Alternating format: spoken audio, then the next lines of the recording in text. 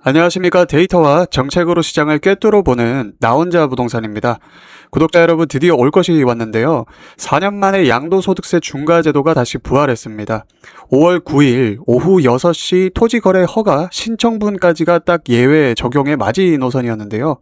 이 데드라인을 맞추기 위해 각 지자체는 주말 휴일할 것 없이 접수 창구를 열었고, 시장은 그야말로 전쟁터였습니다. 시청자 여러분들 중 아직까지 저희 나 혼자 부동산 카카오톡 오픈 채팅방에 참여하시지 않으신 분들은 정말 후회하실 겁니다. 빠른 질의응답과 현 정책에 맞는 여러 고견들을 나누고 있으니까 불인이 또는 현 정부의 부동산 정책에 걱정이 많으신 분들은 꼭 참여하시기 바라고요. 결과는 어땠을까요? 서울 아파트 거래량이 폭발했습니다. 1월에 7,100건이던 토지 거래 허가 건수가 2월에 잠시 주춤하더니 3월에 8,673건, 4월에는 무려 10,000건을 가볍게 돌파해버렸습니다. 5월 9일 직전까지도 하루에 900건씩 이상씩 쏟아졌었는데요. 오늘 영상에서는 이 100일간의 박앤세일이 끝난 지금 매도자와 매수자의 엇갈린 희비, 그리고 5월 9일 이후 가격대별로 집값이 어떻게 움직일지 명확하게 분석해드리겠습니다. 끝까지 시청하시면 다음 투자 타이밍도 보이실 건데요. 지난 주말 현장에서는 정말 놀라운 일들이 벌어졌습니다. 다주택자 매도자들의 스탠스가 딱 두 가지로 나뉘어졌었는데요. 첫 번째는 눈물의 매도 완료입니다. 세금 폭탄을 피하기 위해서 가격을 조금 깎아주더라도 서둘러 도장을 찍은 분들이죠. 두 번째는 매물 회수인데요. 이 가격엔 차라리 안 팔고 세금 내고 버틴다, 그러며 걷어들였던 케이스가 생각보다 엄청나게 많았습니다. 이렇다 보니 우리 구독자분들 중에서도 희비가 극명하게 갈렸었는데요. 매수에 성공하신 분들도 있겠지만 매수 의향을 밝히고 가계약금을 쏘겠다고 계좌를 달라고 했는데도 끝내 받지 못한 분들이 수두룩합니다. 냉정하게 말씀드리면 5월에 매수하신 분들은 타이밍상 꽤 늦은 편이었는데요. 이번 100일간의 초급매 박앤세일의 진정한 황금기는 바로 3월이었습니다. 3월 초에 최상급지에 초급매가 가장 먼저 삭슬이 됐었고, 3월 말부터는 그동안 꿈쩍 안 하던 15억대 아파트에서도 초급매가 튀어나왔었거든요. 늦어도 4월 초에는 승부를 보셨어야 했었습니다. 5월에 15억 이하 아파트를 잡으신 분들은 최근 실거래가보다 다소 비싸게 프리미엄을 주고 산 경우가 많았었는데요. 자, 이제 양도세 중과제도의 진짜 무서운 점을 짚어보겠습니다. 이 제도는 본질적으로 징벌적 세금입니다. 매도자의 팔 이유 자체를 없애버리는 건데요. 시행 전에 팔 사람 다 팔아라 해서 향후 6개월에서 2년치 나올 매물을 100일 만에 영혼까지 끌어모아 시장에 던지게 만든 겁니다. 그럼 앞으로 어떻게 될까? 보시면 당연히 시장에 나올 매물의 씨가 마르게 될 겁니다. 과거를 복귀해보면 2018년 4월 1일 양도세 중과가 처음 시행됐었을 때 집값이 잡혔었습니까? 아니요, 계속 올랐습니다.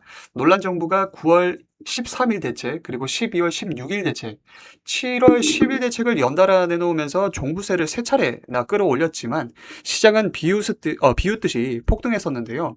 그런데 현 국토부 장관은 과거와는 다르다 라며 강한 자신감을 보이고 있는데요. 그들이 내세우는 6가지 무기가 무엇인지 일단은 보시겠습니다. 첫 번째는 경제적 유인 구조의 전면 재설계입니다. 두 번째는 130만 호 주택 공급 대책, 세 번째 대출 총량 규제 및 광범위한 토지거래 허가구역 지정, 네 번째 4% 중후반대의 높은 주택담보대출 금리, 다섯 번째 부동산 감독원을 통한 강력한 시장 질서 확립 단속입니다. 여섯 번째 마지막으로 비거주 1주택자와 임대사업자의 매도 유도인데요. 정부의 계산은 이걸 겁니다. 수요를 강력하게 묶어두고 금리도 높으니 예전처럼 매물 잠김에 따른 폭등은 없을 것이다. 그런데 과연 그렇게 될까요? 정부의 생각은 잘 들었습니다. 그렇다면 철저하게 현장 데이터와 세금 로직을 기반으로 보는 저희 예측을 가격대별로 세 가지로 나눠서 말씀드리겠습니다. 첫 번째는 25억 초고가 아파트 시장입니다. 이곳은 이번에 금매가 가장 많이 소진된 곳인데요. 고점 대비 15% 이상 빠진 꿀매물들은 다 사라지고 5월 9일 이후 매물은 줄고 호가는 확 뛸 겁니다. 하지만 워낙 덩치가 크기 때문에 바로 추격 매수세가 붙긴 힘들 거고 당분간 팽팽한 줄다리기, 즉 관망세가 짙어질 것으로 보이고요. 둘째는 15억에서 25억 사이 중상급지 아파트입니다. 이 구간 또한 아주 흥미로운데요. 양도세 중과 이슈 전부터 이미 거래량은 없는데 실거래가는 계속 갱신되는 기현상이 있었는데요. 갈아타기 매물과 새낀 매물이 토지거래 허가제에 묶여 씨가 말랐기 때문입니다. 매물이 없으니까 호가는 부르는 게 값이고 어쩌다 한 건 거래되면 그게 신고가가 됩니다. 통계상 과열이 잡히기 딱 좋은 구간이고요. 이번에도 매물 잠김으로 호가 중심의 강세가 예상이 됩니다.